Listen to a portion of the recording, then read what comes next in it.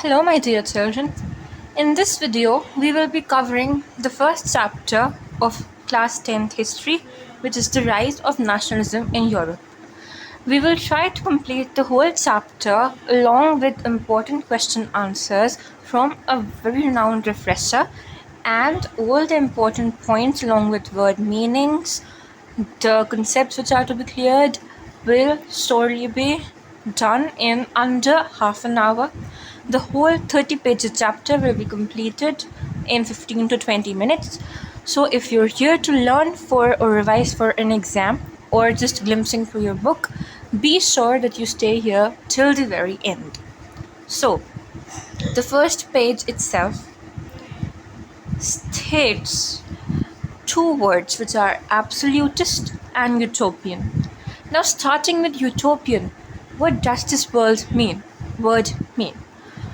Now, if I say that tomorrow when you wake up, you'll find that you're laying on a bed of feathers. आपका जो bed है वो पूरी तरह से बिल्कुल सिल्क का बन गया है. आप जैसे ही बेड से नीचे उठ रहे, आपके ऊपर एकदम फूलों की बरसात हो गई. आज स्कूल की छुट्टी हो गई. अगर आपको कोई एग्ज़ाम है तो वो कैंसिल हो गया. तो ऐसे सारे आइडियाज़ जो हमें सुनने में बड़े अच्छे लगते हैं लेकिन होने में बहुत मुश्किल होती है, इन सारे आइडियाज़ को हम बोलते हैं utopian. Utopian means something that is very pleasant to hear but very difficult to happen. Now moving forward to the second word absolutist. Now absolutist बच्चों, अगर हम पॉलिटिकल साइंस में पढ़ते तो ज़्यादा अच्छी बात होती, बट एब्सोल्यूटिस्ट ज़्यादातर गवर्नमेंट का एक टाइप होता है जब जो लीडर होता है वो इस तरह से रूल करता है कि जो वो बोल रहा है वही बिल्कुल सही है. उसके अलावा अगर कोई किसी का सेकंड ओपिनियन है तो वो पूरी तरह से गलत है. नाउ ऐसी गवर्नमेंट जब किसी भी कंट्री में होती है तो हम बोलते हैं that there is an absolutist form of government. It could be democracy, it could be monarchy and it could be militarisation.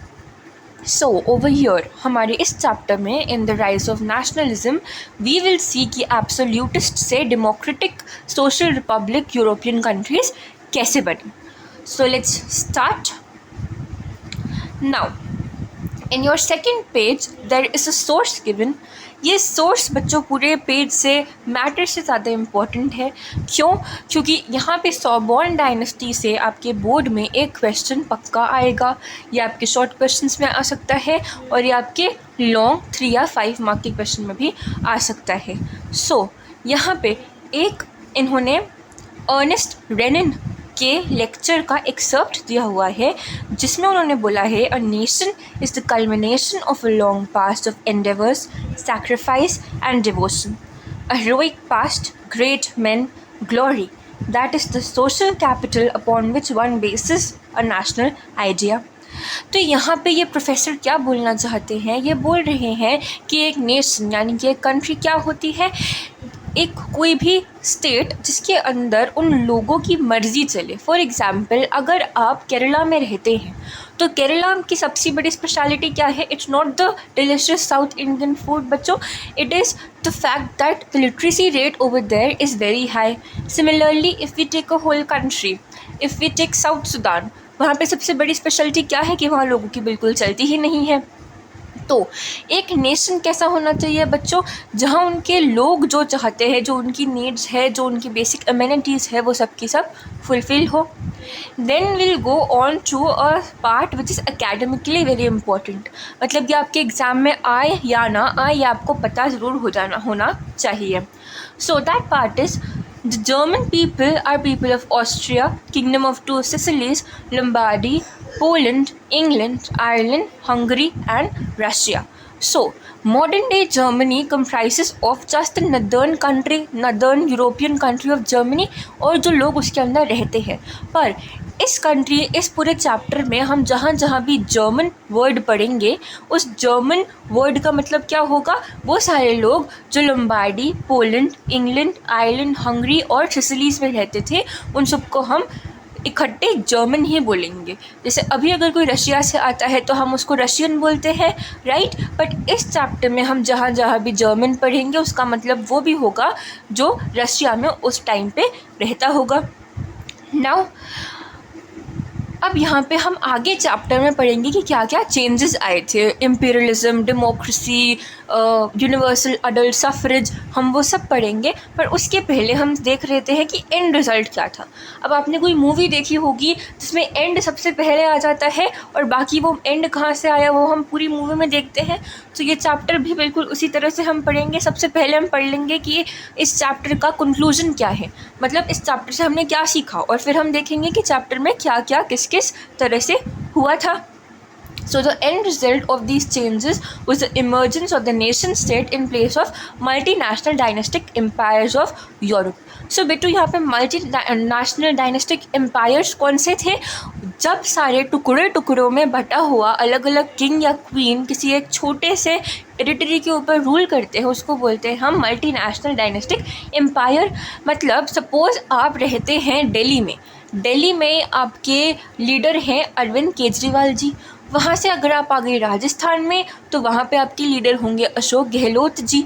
तो अगर हम डेमोक्रेसी से थोड़ी देर के लिए हट जाएं और ऐसा इमेजिन करें कि हम एक इंडिया में नहीं रहते बल्कि हम अलग अलग स्टेट्स को कंट्रीज़ मान के रहते हैं, तो हमारी multinational dynastic empire of Delhi के head would be Arvind Kejriwal and multinational dynastic empire of Rajasthan के head would be Ashok Gehlot.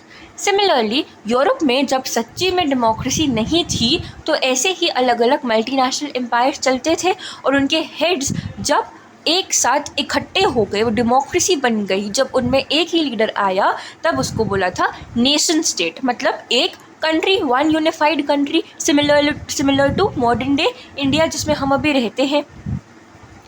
ठीक है, now let's move on further. अभी हम हैं पेज नंबर 5 पे और यहाँ पे हमारा फर्स्ट टॉपिक आया है जो कि है French revolution and the idea of a nation. इसमें बेटू क्या क्या इम्पोर्टेंट है, इसमें हम 2-3 नए वर्ड्स पढ़ेंगे जो आपने पहले शायद कभी देखे नहीं होंगे। तो सबसे पहले हम उनको कवर कर लेते हैं। द फर्स्ट वर्ड इज़ लपार्टी एंड लसितोयेन। नाउ बेटू फ्रेंच वर्ड्स है ये दोनों के दोनों, तो इनकी प्रोनाउंसिएशन एग्जैक्ट ऐसी होगी, लपात्री एला सितोयेन। लपात्री का मतलब होता है फादरलैंड। हम इंडिया में रहते हैं तो हम हमारी भारत माता को हमारी मदरलैंड बुलाते हैं। जो यूरोपियन कंट्रीज़ होती है वहाँ पे वो लोग अपने कंट्री को फादरलैंड बुलाते हैं। फिर होता है लसितोयेन जिसका मतलब होता है सिटीजन। जैसे हम सिटीजन्स ऑफ इंडिया हैं और हमारी इंडिया हमारी मदरलैंड है, तो अगर कोई इंसान फ्रांस का मैं यहाँ पे लेके आऊँ वो बोलेगा कि वो सितोये मतलब एक सिटीज़न ऑफ देयर फादरलैंड है, मतलब वो फ्रांस का एक सिटीज़न है। Then one important line over here is a centralized administrative system was put in place and it formulated uniform laws for all citizens within its territory. अब बेटू हमें independence मिली थी इन 1947। इसके बहुत साल पहले यहाँ इंडिपेंडेंस का आइडिया आ चुका था। यहाँ से हमें 3 इम्पॉर्टेंट एस्पेक्ट्स मिले, liberty, equality and fraternity. Now जैसे हमारे पास एक कॉन्स्टिट्यूशन है, उनके पास भी एक कॉन्स्टिट्यूशन था। हमारा कॉन्स्टिट्यूशन इनके कॉन्स्टिट्यूशन से बहुत बाद में लिखा गया। इनका कॉन्स्टिट्यूशन कैसे लिखा गया वो हम इस चैप्टर में पढ़ने वाले हैं। देन यहाँ पे एक मैप है। This map is not important from both point of view, but if you want to understand कि उस ज़माने में कहाँ पे कौन सा एम्पायर चलता था, then this map could be studied by you. Although ऐसा क्वेश्चन बोर्ड्स में नहीं आता। अगर आप पीरियोडिक टेस्ट्स या फिर स्कूल की किसी टेस्ट के लिए स्टडी कर रहे हैं, then this map is given very clearly on page number 6 and इस पर आपको अच्छे से दिख जाएगा कि कहाँ पे कौन सा एम्पायर चलता था। इन सब एम्पायर्स के बारे में नॉलेज हमारी एनसीईआरटी में नहीं है, हेंस इससे क्वेश्चन भी नहीं आएगा। ना क्वेश्चन कहाँ से आएगा, नेपोलियन बोनापार्ट के ऊपर। नेपोलियन बोनापार्ट एक बहुत ही फियर्स मतलब एक बहुत ही करेजियस लीडर थे। उन्होंने बहुत सारी टेरिटरीज अपने अंडर कैप्चर की थी। नाउ वो बहुत ही रूथलेस थे, मतलब उनको इस बात की कोई चिंता नहीं थी कि उनके अंडर जो लोग रहते हैं वो खुश है, उनके पास पैसे हैं, उनके पास अम्यूनिटीज़ है। उन्हें इस बात की कोई चिंता नहीं थी। उनको किस बात की चिंता थी कि उनके पास कितने पैसे हैं, उनकी मिलिट्री कितनी स्ट्रॉन्ग है। सो एज अ रिज़ल्ट उनकी एडमिनिस्ट्रेटिव पावर बहुत ही ज़्यादा स्ट्रॉन्ग हो गई, पर उनको लोकप्रियता नहीं मिली, लोग उनको पसंद नहीं करते थे।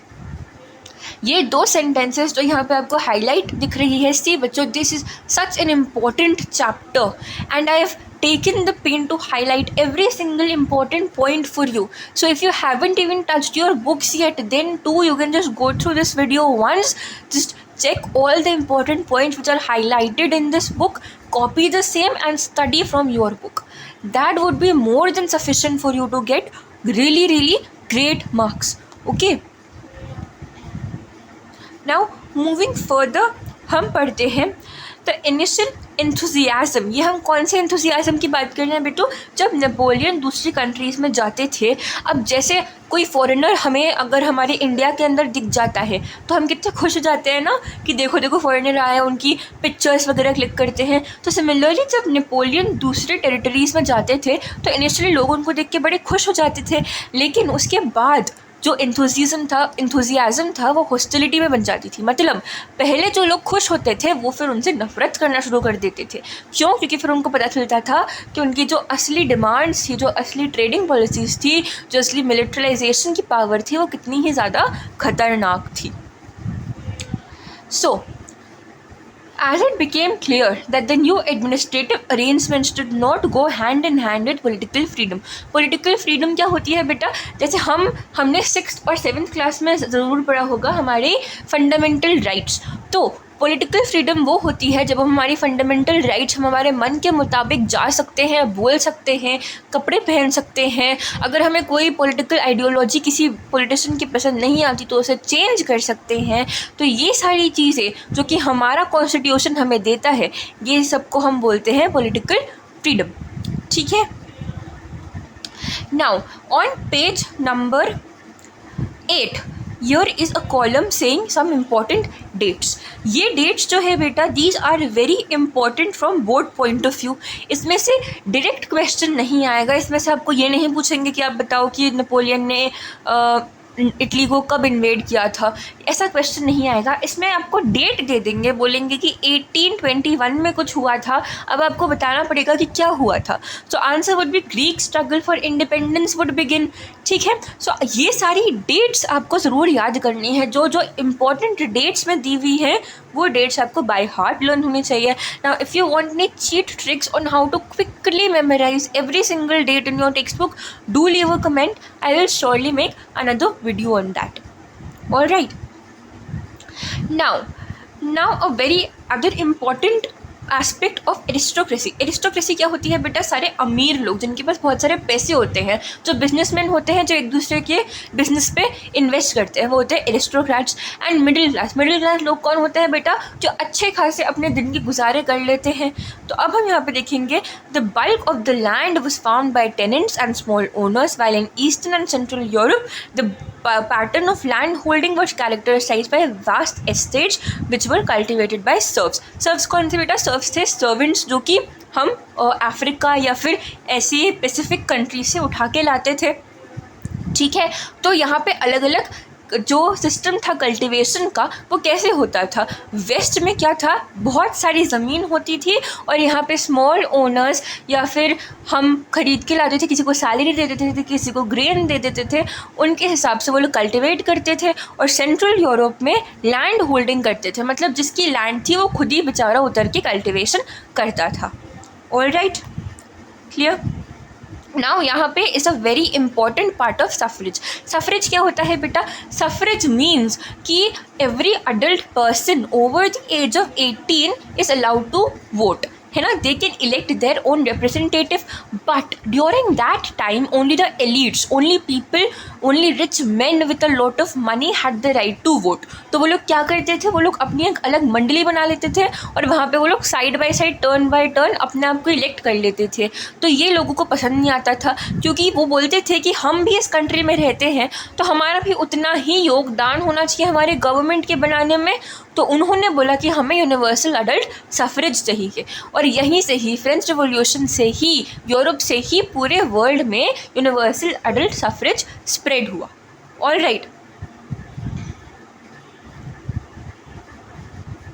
अब हम पढ़ेंगे कंजर्वेटिज्म क्या होता है। बेटा सी कंजर्वेटिस्ट की ये आइडियोलॉजी होती है कि इतने साल तक जो चला आज भी वही हम अच्छे से चला सकते हैं। फॉर एग्जाम्पल इंडिया में कंजर्वेटिव लोग क्या करते हैं, वो बोलते हैं कि सती सिस्टम इंडिपेंडेंस के पहले चलता था, लोगों को कोई प्रॉब्लम नहीं थी, तो अभी भी वही चलना चाहिए। तो ये वैसे वाले लोग होते हैं जिनको टाइम के साथ चेंज होने में बहुत प्रॉब्लम होती है, दिक्कत आती है। So by definition it is the political philosophy that stressed the importance of tradition, established institutions and customs and preferred gradual development to quick change. ये लास्ट लाइन का मतलब क्या है बच्चे, कि उनको पसंद नहीं आता था कि आज आपने बोल दिया डिमोनेटाइजेशन हो जाएगा तो कल नोटबंदी हो भी गई, नहीं, उनको चाहिए था 1-2 महीने का एडवांस नोटिस कि हमें तो पहले मेंटली प्रिपेयर होना पड़ेगा कि नेक्स्ट क्या हो जाएगा उसके लिए। ठीक है, तो ये बहुत ऐसे प्रिजर्व्ड से लोग थे जिनको लिबरलिज्म, जिनको अलग अलग रूल्स का चेंज होना, ब्रेक होना पसंद नहीं आता था। कंजर्वेटिव्स जैसे हमारे घर के अंदर दादी नानी होती है ना, उनको पसंद नहीं आता कि अभी ये सब अचानक से टीवी को छोड़ के लोग टैबलेट्स पे मूव कर रहे हैं, कंप्यूटर्स में मूवीज़ आ रही है, इनको टाइम के साथ कीप अप करने में बहुत प्रॉब्लम होती है। तो ये होते हैं कंजर्वेटिस्ट लोग। नाउ यहाँ पे 2 और बहुत इंपॉर्टेंट ट्रीटीज़ है, the treaty of Vienna and the kingdom of Netherlands. Now अब यहाँ पे क्या हुआ था, नेपोलियन के जाने के बाद ट्रीटी साइन हुई थी, वॉर ख़त्म होने के बाद। इस ट्रीटी में से क्वेश्चन क्या आएगा कि इस ट्रीटी में पार्ट्स कौन से थे, तो यहाँ पे सब मार्क्ड है। ये आप ऑटोक्रेटिक का मतलब क्या होता है बेटो, ऑटोक्रेटिक का मतलब जो मैं बोल रहा हूँ वही सही है, मैं किसी और की सुनना नहीं चाहती। अगर मैं ऐसी क्लास करने लग गई कि आपने कमेंट में बोला कि आपको ये पेज समझना था, लेकिन मैंने आपको बोल दिया कि मेरा चैनल है, मेरा वीडियो है, मुझे जो पढ़ाना है मैं वही पढ़ाऊँगी, then I would be an autocratic teacher. ठीक है। नाउ यहाँ पे एक और इम्पॉर्टेंट पार्ट आता है ऑफ सर गिसेप मजीनी। गिसेप मजीनी कौन थे, he was an Italian young person who wanted liberalisation. वो चाहते थे कि जो यंग लोग हैं उनको साथ में आना चाहिए और रूल्स को मेंड करना चाहिए for the betterment of all people. तो ये थे हमारे एक हीरो। नेपोलियन वॉज लोगों के लिए वो विलिंग थे, पर उनके एडमिनिस्ट्रेटिव पॉलिसीज़ अच्छी थी, ठीक है, तो वो थोड़े ग्रे एरिया में थे। लेकिन गिसेप माज़िनी वॉज हमारे इस चैप्टर के हीरो। अगर हमारी पूरी चैप्टर मूवी है तो गिसेप माज़िनी हमारा लीड रोल कर रहे हैं। इन्होंने क्या किया, इन्होंने 2 सीक्रेट सोसाइटीज़ फाइंड की। सबसे पहली थी मार्सेलिया में जिसका नाम था यंग इटली, और दूसरी थी बर्न में जिसका नाम था यंग यूरोप। इनके इंटेंशंस क्या थे, इनको चाहिए था कि जो मैनकाइंड के नेचुरल डिज़ायर्स हैं, मतलब जो हम ब्रदरहुड से रहना चाहते हैं, इंडिपेंडेंट रहना चाहते हैं, ये सब हमें मिलना चाहिए। ऑलराइट, नाउ हम जल्दी से इधर एक बार छोटू सा पार्ट हमारा बच गया है, ये है Lord Byron. Lord Byron is a very famous poet, लेकिन बहुत लोगों को ये नहीं पता कि ये भी इसी टाइम से उठ के आए हैं। इन्होंने जो फंड्स थे, फंड क्या होते हैं बेटा, मॉनेटरी हेल्प, पैसों से इन्होंने हेल्प की थी उन लोगों की जो वॉर लड़ने गए थे, और उनको वहाँ पे खुद को फीवर हो गया इन 1824 और ये वहाँ पे उनकी डेथ हो गई। Now the last treaty is treaty of Constantinople of 1832। इसने क्या किया, इसने बोला कि ग्रीस एक इंडिपेंडेंट नेशन है, it is no longer a part of rule under Napoleon Bonaparte. ये अब एक इंडिपेंडेंट नेशन बन चुका है, इसकी अब खुद की गवर्नमेंट होगी। नाउ यहाँ पे बेटो इस हेडिंग में लिखा हुआ है the romantic imagination and national feeling. बेटा यहाँ पे रोमांटिक इमेजिनेशन हम अपने बायो के चैप्टर 8 में ना चले जाएं। यहाँ पे रोमांटिक इमेजिनेशन का मतलब है कि जितना भी लिटरेचर से रिलेटेड था, जितनी भी पेंटिंग्स थी, जितनी भी बुक्स थी, लाइब्रेरीज थी, उस टाइम पे वो नेशनलिस्ट फीलिंग के साथ कैसे आई। मतलब नेशनलिस्ट फीलिंग बोले तो जो हमारी नेशन को सिंबलाइज करता है। फॉर एग्जाम्पल हमारे इंडिया में हमारे पास हमारा ट्राई कलर है, the Tiranga, that gives us a nationalist feeling. Whenever a flag is hoisted we all stand up, okay, we are proud to be Indians. Similarly जो यूरोप में जो कंट्रीज़ थी, उन लोगों की कैसी कैसी बुक्स, पोएट्रीज, पेंटिंग्स के हिसाब से नेशनलिस्ट फीलिंग आई, वो हम देखेंगे। ये वाला पार्ट आप अंडरलाइन ज़रूर कर लीजिएगा। यहाँ पे कुछ नहीं है, यहाँ पे खाली नेम्स गिवन है, इंपॉर्टेंट नेम्स जो कि आपको लर्न करने हैं अपने टेस्ट के एक दिन पहले।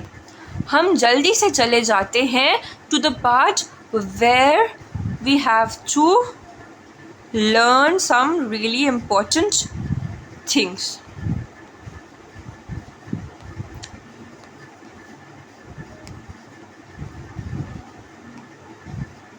यस सबसे पहले सबसे इम्पॉर्टेंट चीज़ इस पूरे चैप्टर की बेटा होती है एलिगरी.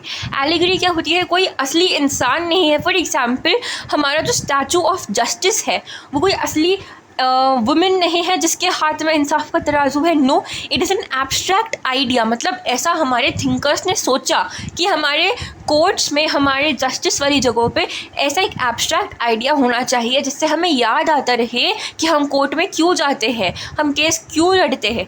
सिमिलरली जो यूरोपियन सेटलमेंट्स थी उनके पास भी ऐसे बहुत आइडियाज़ थे. ये ideas from the point of view of board examination are very important. अभी तक जितने भी ऑफलाइन एग्ज़ाम्स हुए हैं उन सब में इनमें से एक ना एक आइडिया ज़रूर आया है. वो आपको आइडिया देंगे एंड पूछेंगे कि वो क्या सिग्निफाई करता है. So the first was broken chains. Broken chains मतलब जो जंजीरें थी वो टूट गई. उससे क्या पता चल रहा है कि वो एक ऐसा नेशन जो बहुत सालों से किसी और रूलर के नीचे काम कर रहा था वो लिबरेट हो चुका है. Now the second one is breastplate with eagle. ये क्या सिम्बलाइज कर रहा है? German empire. आप ब्रेस्ट प्लेट, अगर आप GTA खेलते होंगे या आपने PUBG खेला होगा तो आपको पता होगा कि एक आर्मर होता है. जब आप वॉर पे जाते हैं तो एक आर्मर होता है. उस आर्मर का जो फ्रंट वाला पार्ट होता है बेटू उसको बोलते हैं ब्रेस्ट प्लेट. तो जो जर्मन लोग थे वो चाहते थे कि उनका एम्पायर बहुत ही ज़्यादा स्ट्रॉन्ग दिखे. तो स्ट्रेंथ को सिग्निफाई करने के लिए वो क्या लेके आए? Breast plate. Now the second one is crown of oak leaves. Crown of oak leaves both एक ऐसा क्राउन, यहाँ पे आपको एक क्राउन दिख रहा होगा, ये वाला जो है जो ऐसा गोल गोल घूम रहा है, that is oak leaves. Oak is a kind of tree. उसके जो पत्ते हैं उसको हम गोल गोल घुमा देते हैं, उसका एक फेरी क्राउन जैसा बना देते हैं, तो वो हमारा एक सिंबल बन जाता है जो कि दिखाता है हीरोइज्म. हीरोइज्म मतलब जो भी उनके फ्रीडम फाइटर्स थे, जो भी उनके लीडर्स थे जिन्होंने फाइट की उनके फ्रीडम के लिए, लिबरेशन के लिए, उनको रिस्पेक्ट देने के लिए उन्होंने एक ऐसा सिंबल बनाया. देन हमारा नेक्स्ट सिंबल है स्वॉर्ड. स्वॉर्ड मतलब तलवार. तलवार जो हम सबको पता ही है किस काम में आती है? वॉर में काम में आती है. सो रेडीनेस टू फाइट मतलब they want to say that if any country और any particular individual will come at us with the intentions of harming us, we will not step back. हम नहीं डरेंगे उससे डरने के लिए, उससे लड़ने के लिए, sorry. Then comes olive branch around the sword. अब हमारा जो स्वॉर्ड है वो दिखा रहा है कि हम लड़ लेंगे. अब उसके पास में जब हम ऑलिव ब्रांच डाल देते हैं तो वो क्या दिखा रहा है कि हम तलवार नहीं पकड़ेंगे. मतलब they want to say if we can fight we can have peace as well. आप जब तक हमसे सामने से लड़ने नहीं आओगे हम भी आपको तंग नहीं करेंगे, हम आपसे फालतू में जंग वंग नहीं छेड़ेंगे. Then they have a tricolour. हमारे पास भी ट्राई कलर है, इंडिया का तिरंगा. वहाँ पे हमारे पास saffron, green and white colours है with a chakra in the centre. यहाँ पे क्या है? Black, red and gold colour. ये हमारे लिबरलिज्म के कलर्स है. लिबरलिज्म मतलब वो सारे जो हमारी इंडिपेंडेंस हमें 1848 में मिली थी यूरोप में, उस सब के कलर्स कौन से थे? Black, red and golden. Now the last symbol is rays of the rising sun. Now बेटा what does the sun signify? सूरज कब आता है दिन में? जब एक न्यू डे आता है, राइट? तो अब ये लोग इस सन से क्या सिग्निफाई करना चाह रहे हैं कि उनका नया एरा आया है. मतलब अब तक जितनी भी मैल प्रैक्टिसेस हुई थी, जितने भी लोगों को हमने ऑप्रेस किया था वो अब सब ख़त्म. अब हम खाली डेमोक्रेटिक तरीके से यूनिवर्सल अडल्ट सफरेज के साथ अच्छे लीडर्स के साथ रहेंगे. ऑलराइट, सो आई थिंक इसके साथ हमारा चैप्टर काफ़ी हद तक ख़त्म हो गया है. We only have the last part remaining which is also very important part. इसमें से ईयर 2018 में क्वेश्चन आया था, 5 मार्क क्वेश्चन आया था. और CBSE की आदत है कि वो थोड़े बहुत सालों में क्वेश्चंस रिपीट करते रहते हैं. तो ये वाला पार्ट हमें बहुत अच्छी तरह से पढ़ना है. So all through the 19th century, the Ottoman Empire had sought to strengthen itself through modernization and internal reforms, but with very little success. तो ये हमें ये लाइन क्या बोल रही है कि 19th सेंचुरी में ऑटोमन एम्पायर ऑटोमन एम्पायर कौन थे? एक रूलर थे, उनका जो लास्ट नेम था वो ऑटोमन था, तो फिर उनका जो एम्पायर होता है वो पूरे के पूरे उनके सरनेम से चल जाता है। फॉर एग्जाम्पल हमारे यहाँ पे चंद्रगुप्त मौर्य थे, तो उनके एम्पायर को हम क्या बोलते हैं? मौर्य एम्पायर। यहाँ पे ऑटोमन एम्पायर। ऑलराइट, तो वो क्या चाहते थे कि वो अपनी जो आर्मी है, उनका जो एडमिनिस्ट्रेटिव पूरा लेआउट है, उसको बहुत मॉडर्न कर दे, मतलब वहाँ पे टेक्नोलॉजिकल एडवांसेस कर दे, पर ये वो कर नहीं पाए। They only had very little success. One by one, its European subject nationalities broke away from its control and declared independence. The Balkan people based their claims for independence or political rights on nationality and used history to prove that they had once been independent but had subsequently been subjugated by foreign powers. तो ये जो Ottoman empire था, ये basically Balkan empire को अपने नीचे capture करना चाहता था, पर ये वो कर नहीं पाया। क्यों नहीं कर पाया? क्योंकि उन्होंने, जो बाल्कान पीपल थे, उन्होंने ये प्रूव कर दिया कि वो अकेले अपनी गवर्नमेंट बना सकते हैं, अकेले अपना कंट्री संभाल सकते हैं। Hence the rebellious nationalist of Balkans thought of their struggles as attempts to win back their long lost independence.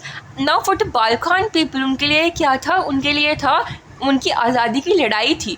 मतलब वो पहले जब फ्री थे तो उनको उनकी कंट्री अच्छी लगती थी, फिर ऑटोमन एम्पायर आ गया, उनसे सारी उन्होंने फ्रीडम छीन ली, तो फिर अब वो उनके साथ वॉर पे जाते थे in order to regain their lost independence. मतलब जो उनकी इंडिपेंडेंस खो गई थी उसको वापस लेने के लिए जाते थे। ऑलराइट, सो अब ये लोग यहाँ पे लास्ट में क्या हुआ था, यहाँ पर हमारी स्टोरी का एंड कैसे होगा? जो बाल्कान एम्पायर था वो जीत गया था और ऑटोमन एम्पायर वहाँ से हट गया था। Alright, now anti imperial movements क्या होती है बेटा? इम्पीरियल पावर क्या होता है? जहाँ पे हम सोचते हैं कि जो हमारा लीडर है that is supreme. Anti imperial movement क्या होगा? ऐसे सारे मूवमेंट जब हमने ऐसे गंदे वाले सिस्टम से फाइट करने के लिए आवाज़ उठाई। ठीक है, फॉर एग्जाम्पल जब हमारे ऊपर ब्रिटिशर्स रूल करते थे, हम उसको भी बोलते थे इम्पीरियल रूल, क्योंकि वहाँ पे हमारी कुछ नहीं चलती थी, हमारी कोई बात नहीं मानी जाती थी। ठीक है, तो जब हमने उसको हटाया तो हम बोलते थे struggle for independence from imperial rule. Similarly जब ये यूरोप में हुआ तो उसको भी हम यही बोलते थे। Now with this our chapter ends, and अब हम करेंगे इसके सारे के सारे important question answers.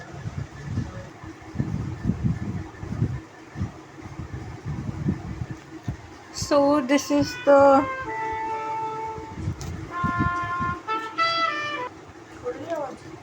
this is the summary of the whole chapter. Over here all the important points have been listed for you. If you want, or if you have an exam tomorrow or something, feel free to take a screenshot of it. If you want the whole book, I will share a link in the description or pin a comment, so just leave a comment, whichever way suits you better. Now all these are NCERT questions which I'm sure you have done by now. If you haven't, please go through them. Let's move on to our main questions. So all these are the type of questions that may come in your exam. For example, how had Napoleonic Code exported to the regions under French control? And तुम्हारे इसमें कितने phone क्यों आते हैं?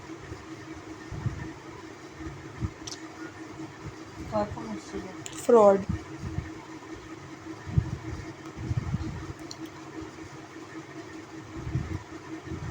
So I'm stopping here for a second just in case you want to take a screenshot.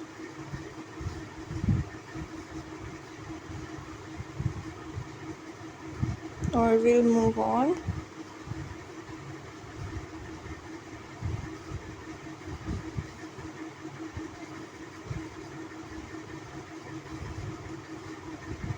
And these are all the long answer questions.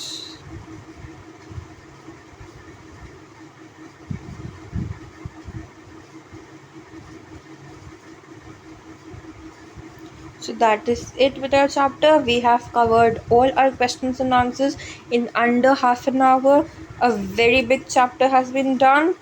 Let me know if you like the video. Do like, share and subscribe. Bye bye.